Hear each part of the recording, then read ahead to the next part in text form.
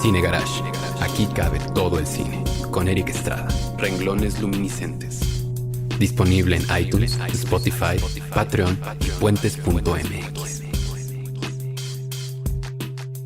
Hola, ¿qué tal? Vamos a comenzar un nuevo Renglones Luminiscentes dedicado a la historia sin fin, libro y novela. Saraí Campech, por supuesto, está conmigo. Saraí. Un gusto siempre, querido Eric. Así es, vamos a hablar de una historia sin fin que creo que necesitamos para inspirarnos un poco en estos tiempos que corren. Convulsos. Vámonos con nuestro invitado. Hola, ¿qué tal? Yo soy Agustín Peña, soy comunicólogo y he estado detrás de la radio durante unos 18 años. Fundé y ayudé a coordinar una buena parte de los contenidos culturales de Ibero 90.9 hace algunos años. Y bueno, pues por lo pronto ando también como crítico, dando clases y organizando algunos cursos también en materia de radio, de arte, de cultura. Y pues bueno, esa es como mi onda. ¿Por qué se puso de moda la historia interminable, Saraí? Pues por ahí leí, mi querido Eric, que tenía que ver Stranger Things, ¿no? Tenía que ver Stranger Things con eso, y justo de esa película, de la historia interminable, ya lo oyeron ustedes en la introducción, vamos a hablar con Agustín Peña. Agustín, bienvenido. Gracias. Mil gracias por estar aquí. ¿Por qué se puso de moda la historia interminable? Gracias, Eric. Gracias, Saraí. Pues la verdad es que es un fenómeno, es un referente ya. Universal, yo creo que la historia sin fin, no únicamente por la novela y por la película del 84, sino que también, bueno, Stranger Things está muy basado en esa cultura, ¿no? En esa cultura de los 80.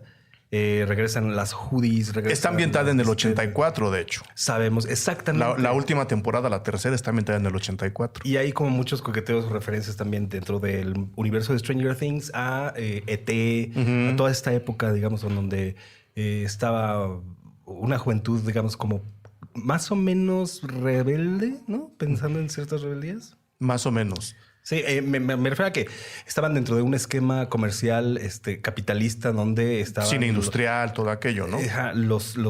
Cierto tipo de tenis, cierto tipo de ropa, cierto tipo como de estándar de la juventud, que se refleja muy claramente en Stranger Things, ¿no? Y que está ahí en La historia sin fin. Hay que recordar el principio, es este niño que va huyendo de sus bullies, ¿no? Sí. Y hasta que se refugia en una librería, y ahí es donde empieza como todo este asunto. Que es como un poco también el subtexto de muchas cosas que estamos viendo ahora. Ahora trato de explicarme. Si alguien no ha visto la tercera temporada de Stranger Things, adelante 5 minutos a este podcast. ¿Por qué? Porque en una de las... Creo que es el penúltimo capítulo, el antepenúltimo capítulo. Ustedes ya la vieron, ¿verdad? Ya. Saraí, quítate los audífonos. Pero no pasa nada, se me va a olvidar. Tolerante a los okay. Es que la canción de Neverending Story tiene mucho que ver con la resolución de un gran problema en el último tercio de la última temporada de Stranger Things. Entonces, pues obviamente todos los que la vimos dijimos, ¿por qué están cantando esa canción? ¿Qué tiene que ver? Y a la hora de que todo se resuelve, pues queda uno con un muy buen sabor de boca. Justo porque la idea debajo de la historia interminable es justo dejar un buen sabor de boca a la gente a la que se le hace pasar un muy mal rato en la escuela, en el gimnasio, en el equipo de béisbol, donde quiera que estén, que suelen ser víctimas de bullying. ¿Estoy o no estoy en lo correcto, Agustín? Uno de los mayores valores dentro de la novela, dentro de la película de The Neverending Story, es precisamente el desarrollo de la fantasía, de la imaginación, y de no dejar perder esa capacidad que tiene uno de niño y también de adulto, pero ya de adulto como que la va reprimiendo, ¿no? Entonces, claro, si tienes unos bullies, etcétera, y tienes que ser como más machito, bueno, no machito, pero sí a lo mejor... Pues más valiente, más ¿no? Al tiro, más al tiro. Sí, ponerte al tiro, seas niño o niña. No puedes estar fantaseando, no puedes estar haciendo esas cosas. En Stranger Things, ¿qué es lo que prevalece también? La fantasía, la imaginación, todo ese asunto. Pues está basado completamente en este universo de la fantasía. La nada, en fin, la nada, digamos, como esta entidad que avasalla y que hay que tenerle incluso hasta miedo, ¿no? Y yo pienso que está reflejado también en películas como... No está basado, pero pienso que tiene conexión a lo mejor con El Regreso al Futuro, ¿no? Con estas historias en donde se tenía que desarrollar la imaginación muchísimo. Y pues sí, o sea, así es lo que ocurre con estos jovencillos en The Neverending Story. Y ¿por qué invitamos a Agustín, Saraí, justo a hablar de esta novela película Dale el racional a la gente. Pues pasa un poco como hemos estado haciendo los programas, ¿no? Con Almadelia, de que de repente con Vero, ¿no? Vero Cisneros, de que publicamos algo en Twitter de que estás leyendo, de que acabas de ver tal y te contestan. O al revés, ellos publican y tú les contestas. Uno contesta. Y de repente como que me viene así de... Eric, tenemos un programa. Con la historia interminable. Así es. Y bueno, y conociendo a Agustín, que también, o sea, se dedica a hacer radio, se dedica a subir fotos deliciosas de comida, pero también es un lector voraz y ¿Cómo supongo... comimos aquella vez en Morelia, Agustín? Uf. Bueno, y además por un tiempo largo. No, sí, grabamos un programa de 20 minutos y nos quedamos como 4 horas en el restaurante. Sí.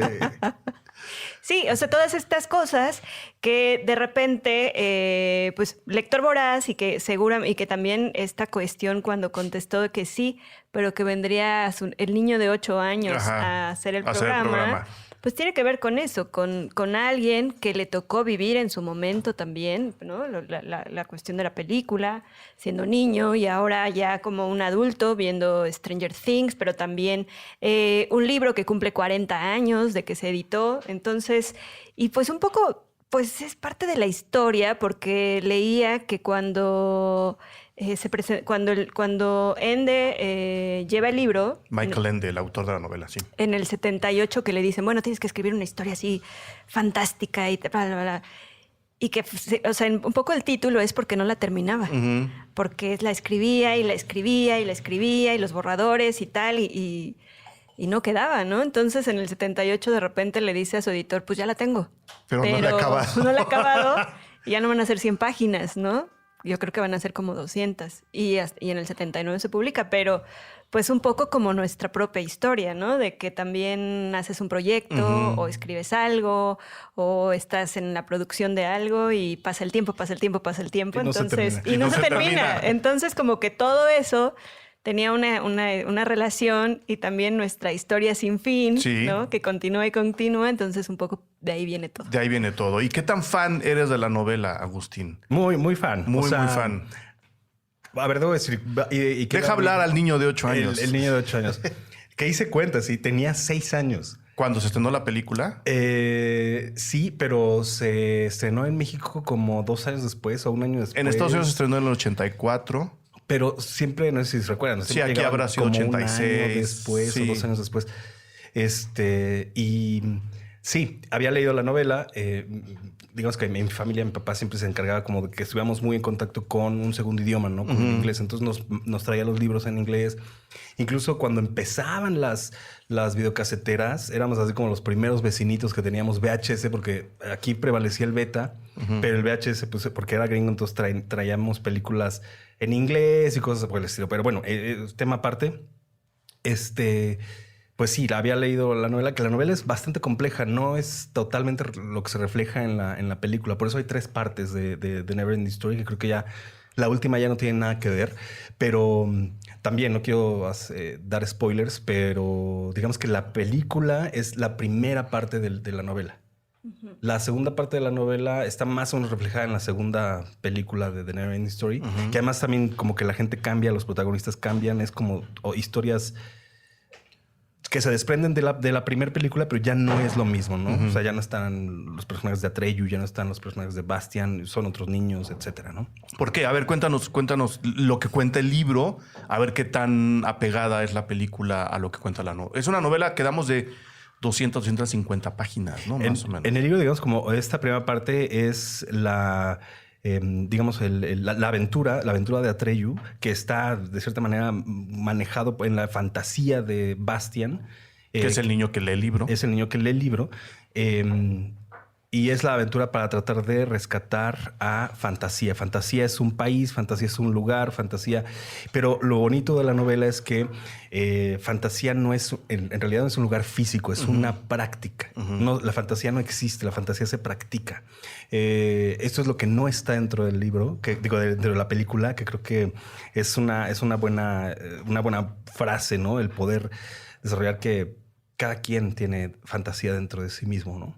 Es una práctica, no es un lugar. Entonces, Bastian se va dando cuenta, o Atreyu se van dando cuenta que no están salvando un lugar, están salvando la intención, algo que es más interno.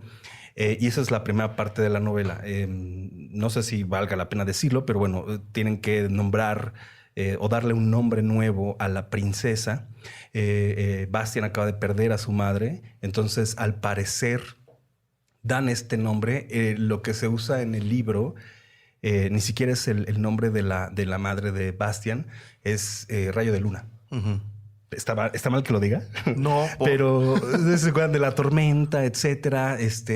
Y que es muy Stranger Things esa escena. Es muy Stranger Things.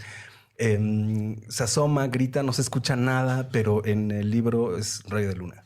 Ok. Nada más para tratar de ampliar la discusión. A la hora de traducir todo esto a una película, no solo era muy complicado, no estoy diciendo que lo hayan hecho al aventón, pero cinematográficamente hablando, funciona mucho mejor que fantasía sea un lugar, claro, a que sea un sentimiento interno o una forma de ser o de pensar.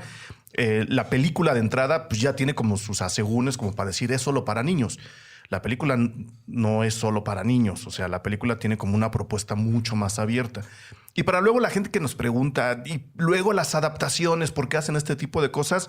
Pues porque poner físicamente a fantasía en la película resulta mucho más motivador para quien está viendo una película, que haya un lugar al que tenga que salvar un pensamiento o un sentimiento muy, muy interno como lo que describe el libro. Eso es justo lo que las adaptaciones tienen que valorar. Seguramente lo pensaron, seguramente dijeron, ¿cómo hacemos que esta parte interna se expresa en la película?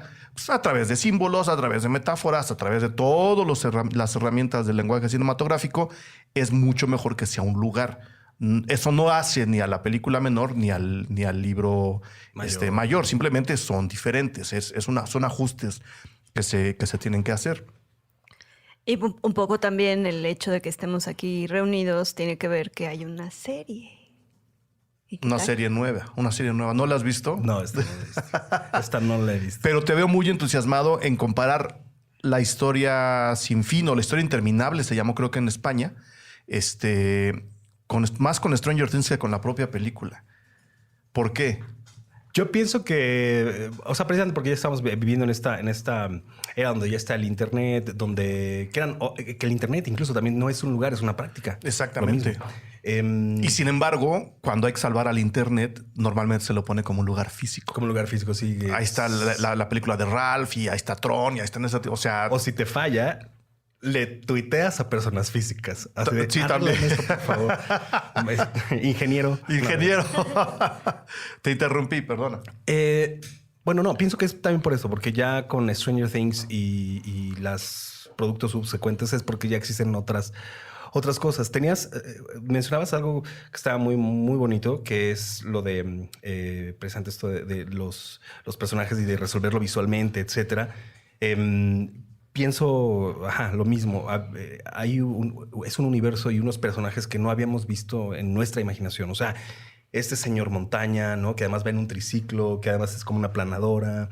La Morla, que es una tortuga gigante. Es una isla, pero es en realidad una tortuga. Que son imágenes que a lo mejor tenemos en un referente, ¿no? De cómo el mundo está sobre una tortuga o las montañas se mueven o cosas por el estilo. Pero creo que es ya una manera visual y una manera práctica de generar personajes nuevos. Que el héroe Sí, el héroe es un niño. Es un guerrero, un niño guerrero, ¿no? Que todo el mundo decía, bueno, pues ¿cómo va a salvar a fantasía? No puede ser. No era muy común en los 80 los niños guerreros, ¿no? No era muy común. Está ahí personaje, la nada, ¿no? Que en realidad es como una especie de cosa que no tiene forma, pero pues ahí lo más que se le puede dar es como una especie de nubes o de neblina. Este personaje que es el ayudante de la nada, ¿no? Que es una especie de lobo que siempre está agazapado esperando su oportunidad. O sea, quizá lo más que conocíamos era, digamos, como el consejo donde está la princesa y se asemeja un tanto al universo de Star Wars, o algo que más o menos habíamos visto, a lo mejor el dragón, el Falcor, que es una especie como de dragón de la suerte chino, ¿no? Pero en realidad son personajes que para esa época pues eran totalmente nuevos y nunca habíamos visto ese tipo de efectos especiales, ¿no? O sea, ahorita los ves y sí son como de Odisea Burbujas, pero en ese momento era una cosa tremenda. Creo que los de Odisea Burbujas nunca fueron tan buenos, pero... Bueno, no, sí, o sea, no vas a ver. Se nota el parche, digamos. Hasta en el green screen hay códigos postales. Sí, claro. Pero bueno, también era genial. Era genial también todo ese universo de Odisea Burbujas en aquel entonces. Cuando éramos niños. Justo estoy encontrando que el libro fueron 420 páginas. 400, o sea, ni siquiera 250, como dije. 420 páginas. Y en una entrevista que le hicieron a Michael Ende decía que para llegar al paraíso, Dante en su Divina Comedia comienza pasando por el infierno. Para encontrar la realidad hay que hacer lo mismo, darle la espalda y pasar por lo fantástico. Ese es el recorrido que lleva a cabo el héroe de la historia sin fin. Para descubrirse a sí mismo, Bastien debe primero abandonar el mundo real, donde nada tiene sentido, y penetrar en el país de lo fantástico, en el que, por el contrario, todo está cargado de significado. Que es una de las invitaciones que luego hace Guillermo del Toro. Si lo han oído hablar, normalmente dice cosas por el estilo. Y no quiero meter más ruido, pero es justo la invitación que hace Tarantino con Érase una vez en Hollywood. El mundo es una basura. Vamos a meternos a la fantasía del cine y luego vamos a ver qué aprendemos ahí. Totalmente. O sea, pienso que la sección en las librerías, la sección de apocalipsis y la sección de post-apocalipsis ya en realidad es current affairs, ¿no? O sea, es lo que está pasando actualmente. Donde estaban los periódicos, ahora están las novelas apocalípticas. Exactamente. O sea, toda la parte de ciencia ficción en realidad ahora ya es noticias del día, ¿no? Y es fuerte. Es fuerte. Sí, son 400 y tantas páginas. Es bastante gordo el libro. Y hay que decir que la primera película o la original termina justo diciendo cuando Bastian regresa a la realidad, lo ayuda Falkor contra sus enemiguitos. ¿Él lo trae de regreso o me estoy acordando mal? Más bien, después de que le da nombre a la princesa, le dice Bastian a la princesa: ¿cuántos deseos puedo pedir? Los que tú quieras. Y entre más pidas, mejor será fantasía, más fuerte será este mundo, este universo, etc. Entonces se le ocurre perseguir a esos bullies con el dragón de la suerte, ¿no? Con Falkor. Ahí es donde termina la primera película, pero diciendo, así es como Bastian logra rescatar fantasía, etc. Y regresa a la realidad, pero es hacer otra historia. Claro. Entonces como que sugieren ahí que habrá segunda, tercera parte, etc.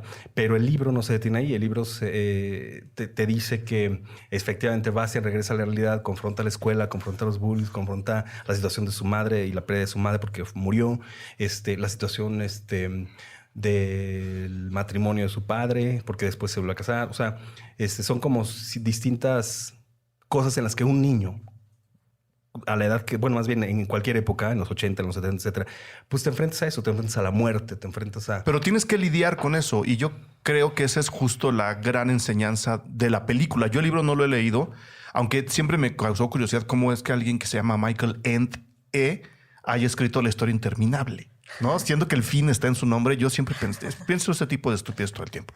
Pero no había hecho relación, pero está bueno. Yo desde la primera vez que tuve el libro dije, ¿por qué? No, esto está mal. Pero bueno, a mí me gusta más que un final que sugiere una segunda parte, yo lo vi como un final que te dice, mira, este niño aprendió o tomó fuerza del viaje en el que estuvo para luego regresar a la realidad y hacer lo que tuviera que hacer.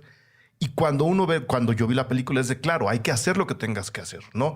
Enfrentar a los problemas, pero no darles la espalda, ¿no? Hablar con tus padres o decirle a los que te molestan en la escuela que ya estuvo, hacer lo que se tenga que hacer, pero no escapar de esos problemas.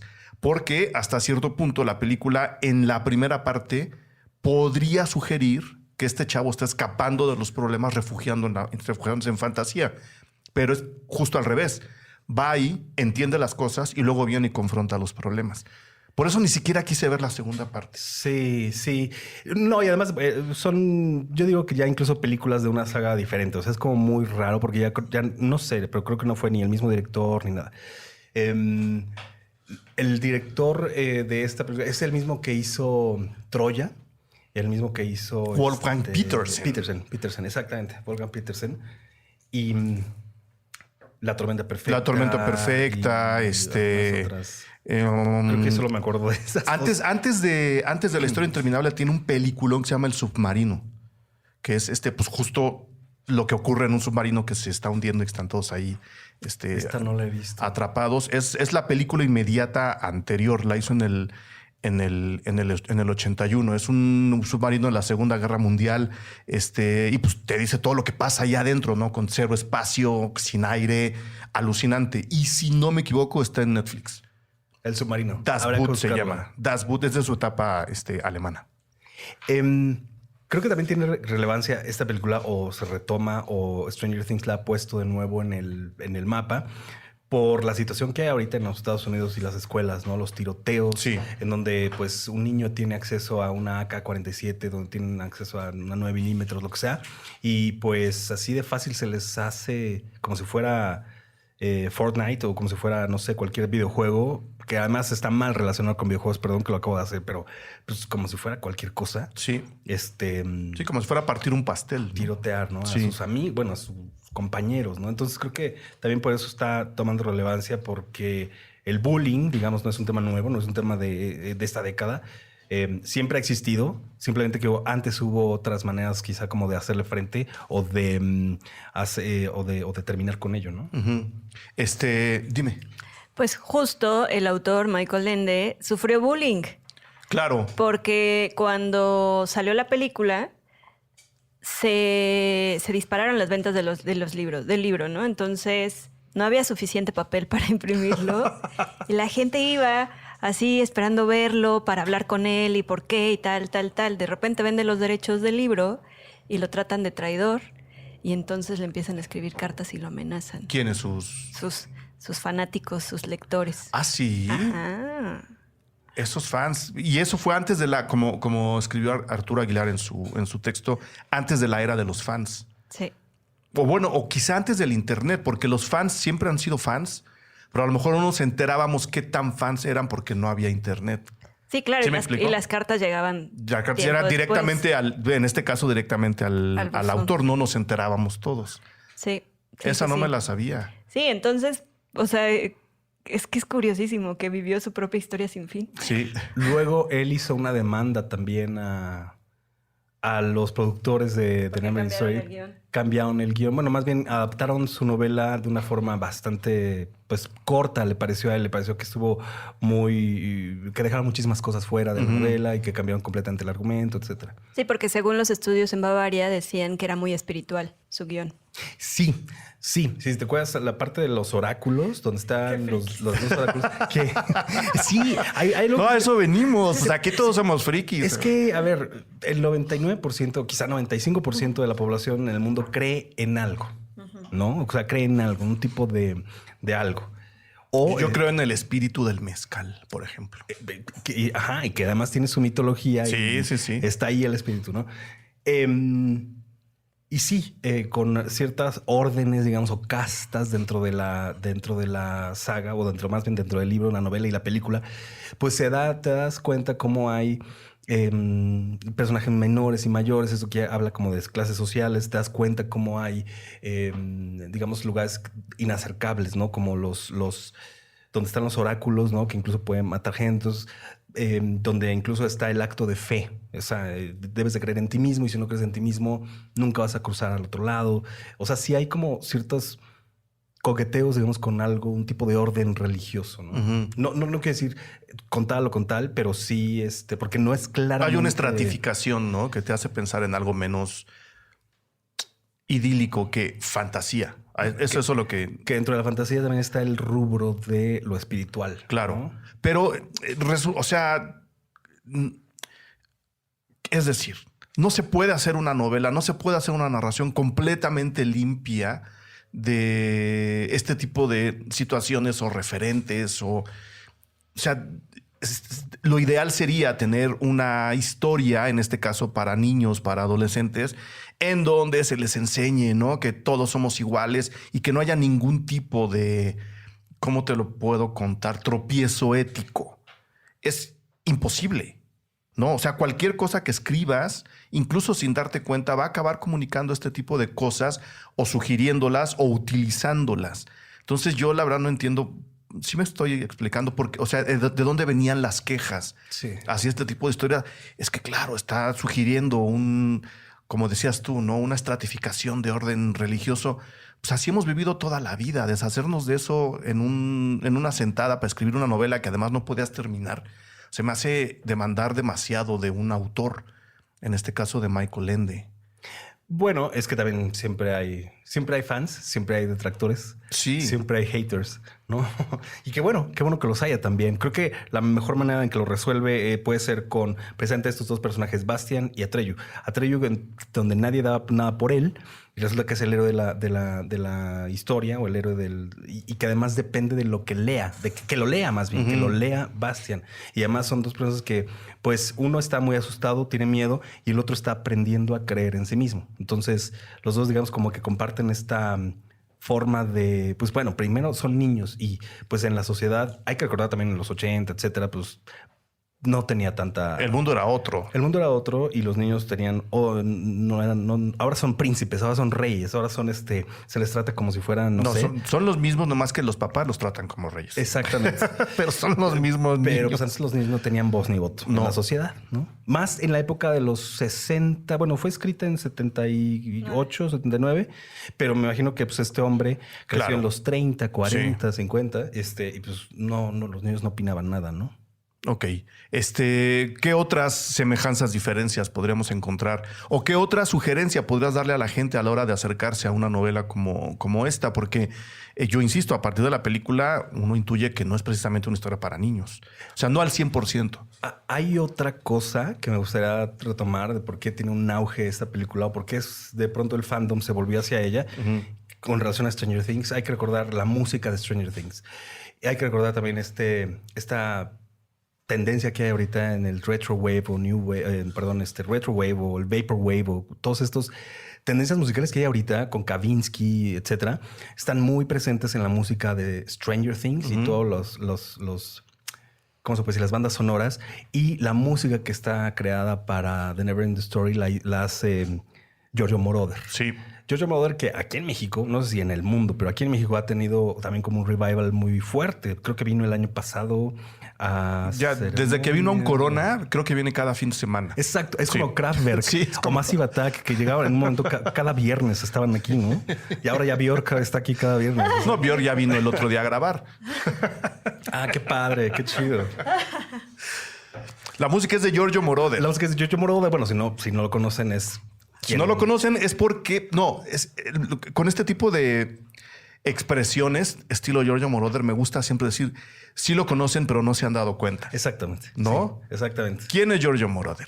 Explícale a la gente de menos de 30 que no se escucha. Vamos a ver si conocen la canción de I Feel Love de Donna Summer. Sí. Es más, yo creo que no la mitad, pero sí un gran porcentaje de la carrera de Donna Summer se debe a esa canción que hizo con Giorgio Moroder, ¿no? Después, bueno, ha trabajado con un montonal de personas, pero tiene ese sonido de la electrónica de los 70. De la electrónica de cables. Exactamente. ¿No? Porque ahora, como todo es en transistores y todo puede salir de un sampler, tú puedes crear sonidos pues sin interconectar entradas y salidas para generar lo que estás buscando. Giorgio Moroder es de las personas que generaron la música electrónica popular en los 70 y en los 80, justo con estos aparatos gigantescos en donde uno tenía que generar cable y generar las secuencias interconectando entradas, salidas, transformadores, pedales, ¿no? Perillas, ¿no? Eran más Y generadores de entonces frecuencias. él acabó influenciando, pues bueno, a buena parte de la música disco de finales de los 70, que se alimenta del tecno alemán, ¿no? En su parte, digamos, menos dura, ¿no? En su parte más rítmica, que el tecno alemán no tiene mucho de rítmico, pero en su parte más rítmica, eso acaba alimentando la música disco en los 70, la música de baile, y que luego se transporta al rap y al hip hop, aquí teorizando, pero al mismo tiempo él fue productor de muchas figuras de la música popular en Estados Unidos y en Europa, que por supuesto empezaron a sonar un poquito como la música más clavada del propio Giorgio Moroder. Ajá, y bueno, que se llevó a la música disco, que desarrolló también como este underground de Estudio 54, que desarrolló el underground de la cultura gay, la cultura Vogue, o los Voguers, que ahora están de moda, ¿no? Otra vez. Que también estuvo como digamos, como este underground que no pertenecía, digamos, como a esta movida que tú dices del tecno alemán tipo Kraftwerk o a lo mejor de Yellow Magic Orchestra, sino más como a una parte más experimental, pero muy rítmica. Más experimental, pero bailable, pero se puede sudar con ello. Y bueno, esta es una parte muy bonita que hace la música presente para esta película, ¿no? De The Neverending Story, que fue un hitazo además. Fue un hitazo, me acuerdo que la ponían en Canal 5. Cuando terminaba una programación empezaba otra. Antes ponían una de Zap Mama, luego ponían otra así como canciones. ¿Se acuerdan de esas épocas? Entonces terminaba la programación de las 3 de la tarde y creo que empezaba, o de la 1 de la tarde, ponían The Neverending Story y luego ya comenzaba la programación de las 2 de la... No sé. En lo que peinaban al tío Gamboín. En lo que peinaban al tío Gamboín. Le acomodaban el saco. Lo que le acomodaban el saco. De hecho, Genaro Moreno también era otro, ¿no? ¿O no? En el Canal 5, sí. Genaro y Rogelio Moreno. Sí. Sí, era Tío Gamboín y Rogelio Moreno. Y luego entró, creo que salió Rogelio Moreno y entró Genaro Moreno, algo así. No sé, o estoy inventando. Y no, hombre, es que No, salió Loret de Mola y entró. Ah, no, es otra historia, ¿verdad? No, perdón. Sí, ¿verdad? Qué caray. Esta cosa de los despidos y las salidas. Hablando de. Les iba a decir, es que acuérdense que antes eran, ¿qué? Canal 2, Canal 4. No Canal había mucho 5, que ver. El 9. El 9. El 9. El 9 que antes era 8. El 11. El 11 ya estaba, por supuesto. 7, 9, 11 y 13. El 7 fue mucho después. Antes ni siquiera había 7. O sea, hasta donde yo recuerdo, que no es mucho, el Saltabas 7. del 5 al 9 Sí, saltabas del 5 al 9. El 7 no se creó con Imevisión. No me acuerdo.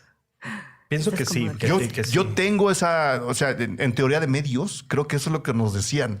Cuando el 13, que era canal estatal, se privatiza y se le da a Salinas, se le da otra concesión que se convierte en el canal 7. Pero lo único que había que ver, niños y niñas que ahora se quejan, es que todo mundo dice lo mismo. Pues es que sí, si no abren la puerta, pues no van a ver más. Cuando uno era niño, los únicos canales en tele eran el 2, que se veía en todos lados, era el 4, que solo se veía aquí, el 5, que se veía medianamente en todos lados, el 9, el 11, que se veía en todos lados, y el 13. Y los únicos donde había cosas, digamos, o programación para niños, era El 11. 5 y el 11. El 11, que en la barra de niños, en la barra de niños del 11 pasaban a Bolek y Lolek. Ay, sí. Los cortometrajes estos de Polonia, buenísimos. Pero sí, sonaba la historia interminable, que es la parte pop de Giorgio Moroder, Me ¿no? acuerdo que hubo un especial así anunciado como meses antes. Antes las producciones eran como muy anticipadas, ¿no? Entonces había comerciales en el 5 donde vamos a pasar todo el detrás de cámaras de The Neverending Story, etcétera. Y te pasaban cómo hicieron los efectos especiales, cómo crear una Falcor, cómo era una máquina, cómo se hacían estos efectos de... Era como un nada. animatronic gigante, ¿no? Exactamente, Sí. donde nada más tenía movimiento, creo que la cola y la cabeza. Y todo lo demás era pues, un relleno. Sí, un relleno. Cómo hicieron la escena de la tormenta, cómo hicieron, o sea, todas estas cosas, cómo maquillaron a la princesa, cómo se hizo todo el cast, cómo empezaron. Y bueno, fue una cosa que rompió rating. Bueno, no sé si rompió ratings. Pero pues uno veía cada vez que lo pasaban, no porque no hubiera otra cosa, pero mucho de lo interesante de la historia sin fin es justo ver cómo la hicieron en esos años, ¿no? No estamos hablando de efectos tan al estilo La Guerra de las Galaxias, estamos hablando de efectos mecánicos, físicos, pero en su momento fue un súper trancazo. Y yo creo que si los ves ahora, todavía siguen siendo buenos. Sí, o sea, buenos, sí. obviamente se notan algunas cosas, ¿no? Que ahora, acostumbrado el ojo de la gente al retoque digital, se suelen borrar. Pero yo reto a cualquiera que diga qué efectos tan chafas, armarse un dragón volador como este para su cortometraje estudiantil y meterlo al final de su película. Pero además, imagínate un niño de 8 años viendo una No vas a eso. pantalla inmensa. Además, no vas al cine a ver si los efectos están bien hechos, ¿no? Vas a vivir. Vas a vivirlo, ¿no? Los efectos no hacen una película, creo yo, ¿no? Si no, pues, a ver, ¿cuántos balazos falsos le vemos al Padrino? Yo los he contado. Claro, claro. ¿Cuántos balazos mal puestos hay?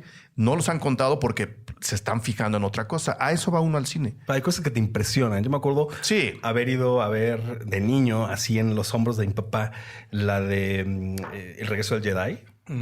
Y el momento en que entran a velocidad luz, yo me acuerdo que estaba brincando y de pronto veo esta imagen en una pantalla gigante y digo, wow. O sea, cuando ves esto y eres un niño o niña, pues definitivamente te emociona y es algo que nunca has visto y dices, por supuesto, esto lo vamos a vivir y vamos a andar a velocidad luz. Nunca va a pasar. Pero lo crees en ese entonces. Lo crees. Algo más que haya que agregar de la historia interminable. Nada más voy a dar un dato aquí del buen Jojo Moroder que me acabo de encontrar. Fue productor de gente como Olivia Newton-John, Debbie Harry, Nina Hagen. O sea, Nina Hagen, una artista incomprendida. Ahora, todo el mundo está muy emocionado con Björk. Sí, de acuerdo. Lo acepto. Es una gran músico. Es alucinante. Pero yo les invitaría, ahora que ya vieron a Björk, a acercarse a la etapa radical de Nina Hagen. Yo invitaría a eso. Produjo a David Bowie y a uno de mis grupos favoritos que sigue Sputnik. Fíjate. Nada más para seguir haciendo conexiones. Venga. Hay un personaje que no se explicaría sin esos 5. O sea, sin Sputnik, sin Debbie Harry, sin Olivia Newton-John, sin... ¿qué otro? Nina Hagen y David Bowie. Madonna. Madonna. Ella misma ha dicho... David Bowie ha sido su principal inspiración, pero se ha basado mucho en Debbie Harry. Ha hecho mucho de su imagen, incluso copiada de Nina Hagen, sí, ¿no? Con todas estas cosas de lace. ¿Cómo se llama? Los laces, las fishnets. Sí, las redes estas, los guantes, tienen un nombre. Ajá. Las guantes y las mallas estas como encajes. Chicas, escriban, porque no sabemos. No sabemos. Pero bueno, Madonna. De hecho, acabo de ver un documental que todo el personaje de la época de Madonna de Confessions on the Dance Floor y el disco es... Yo sé que es totalmente fuera de tema y de tópico, todo off topic, pero Hung Up... Every little thing. Ese personaje, ¿no?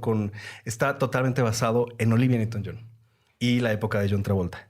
Entonces, digo, ¿por qué lo estoy diciendo? Porque también ahí está metido Jojo Moroder. Claro. No. Es un gran productor y hizo muy, muy buena música, empezando por la de La Historia Sin Fin, que habría que revisar la banda sonora, más allá del tema central. Sí, a lo mejor una buena idea es asomarse al libro escuchando la música, ¿no? Y a ver a dónde los lleva. A ver a dónde los lleva. Y hacer esas conexiones, o sea, a Stranger Things, la música, irse a Kavinsky o a Nightlife, de Nightlife, no sé, saltar a Giorgio Moroder, revisar todo ese panorama, Lorraine Garnier, Isao Tomita, o sea, como un montonal de artistas electrónicos que alimentaron a gente como Daft Punk, sí, Chemical Brothers, Mirwais, Jack LeConte. De la misma forma en que La Historia Interminable alimentó a series como Stranger Things. Exacto. ¿No? Y yo diría que incluso a lo mejor una tradición literaria distinta, pero cercano, digamos, como en intención a sagas como Harry Potter o El Señor de los Anillos, ¿no? Narnia. Que es literatura fantástica, ¿no? También todo. Sí, que hemos estado muy en literatura fantástica últimamente. Sí. ¿No? Hicimos un programa de Laberinto del Fauno que los invitamos a escuchar. Ahora que es libro, por si no lo sabían, se hizo un libro de la película. Con Cornelia Funke. Oh, muy bien, muy bien. Algo más, Agustín, Saraí, que se quiera sumar al tema de La Historia Sin Fin, La Historia Interminable. Se me confunden los nombres. No dejen de imaginar, o sea, no dejen de imaginar, por más que estemos en un país, una situación, a lo mejor unos representantes medio dudosos o que no nos den ninguna certidumbre. Siempre hemos estado así. Siempre hemos estado así. Bueno, desde que yo me acuerdo estamos en crisis. Sí. Y uno piensa que uno puede ir peor y no puede ir peor, pero cuando ves que tenemos un Vicente Fox o tuvimos un Calderón o luego tuvimos un Peña Nieto y luego tuvimos, o sea, dices, no, bueno, quién sabe, vamos a acabar teniendo... Son nuestros bullies de vida. Los políticos mexicanos son nuestros bullies de vida. Pon una sonaja en la silla presidencial y es lo mismo, o sea, no pasa nada, ¿no?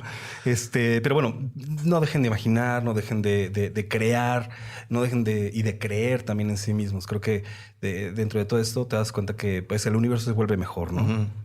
Sí, y de repente, digo, nosotros en este programa lo que hacemos es esta relación entre los libros, el cine, los libros, la televisión, los libros y las plataformas, ¿no? En las series. Pero de repente, pónganle pausa, agarren el libro Y pongan, o sea, hay que zafarse un poquito porque Sí. justo hablábamos antes de empezar el programa, ¿no? Con todo este bombardeo mediático de inseguridad, de las mujeres, de que si la marcha, que si rayas, que si no rayas, que si porque pésima. Hay quien escribe así como de pésima estrategia y están traicionando a las que les han dado todo este poder, como Leona Vicario y no sé quién, no sé cuálito, así como de, o sea, ¿no? O sea, señor, por favor, ya siéntese.